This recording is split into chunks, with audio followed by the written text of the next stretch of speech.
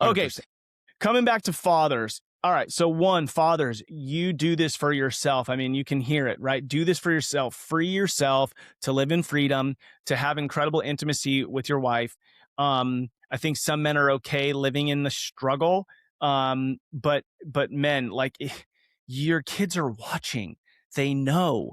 They know. So the other thing I think is I feel like if I kick something, if I if I make something not a, and I don't know how much I like want to get in the weeds on this, but I'll just give it to you like this. I think if in my house pornography isn't a thing for me, it's just less likely to be a thing for my son and my daughters because 100%. I haven't brought that spirit of this is a trap in our house. So I think if you dads don't want your son struggling with it, don't want your daughter struggling with it, don't want your daughter's husband struggling with it one day, like that is a massive reason for you to kick it, to set an example, even if it's an unsaid example Mm. for your family.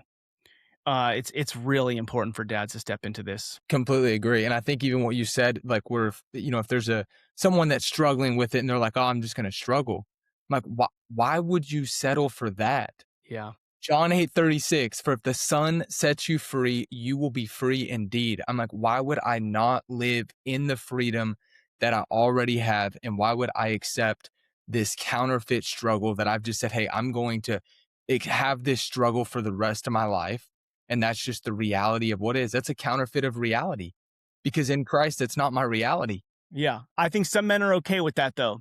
But I think what they're not okay with is, do you want your son to feel the same way you feel at 40 years old? You're going to tell me no, right? And so if that's true, then you have to be the one to fight, right? And I think if you fight, then his fight is either non-existent or much easier because you generationally set a standard, which, dude, I've been really studying multi-generational thinking and family. It's like,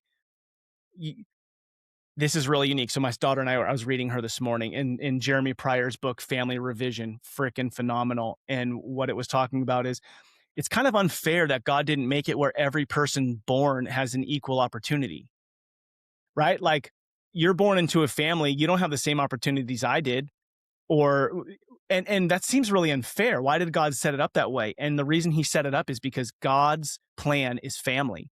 And family, where you find yourself, is truly a culmination of other people's decisions who came before you for your family, right? And so our decisions as men do not just impact our next week, year, or life. It literally impacts our sons and daughters and our future families. And like as Americans, we're so individualistic, we just have kind of lost sight a little bit of the power of our impact and influence on future generations. And I think we need to get that back. And this is a huge opportunity to do that.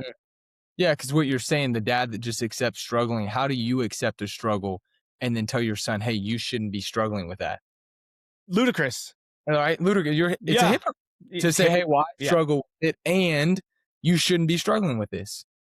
You accept the standard, right? Ultimately, Yes. the family, you're not gonna right, you're gonna fall to your standards. And so then you accept that as a standard of that, hey, this is an acceptable standard that I have accepted.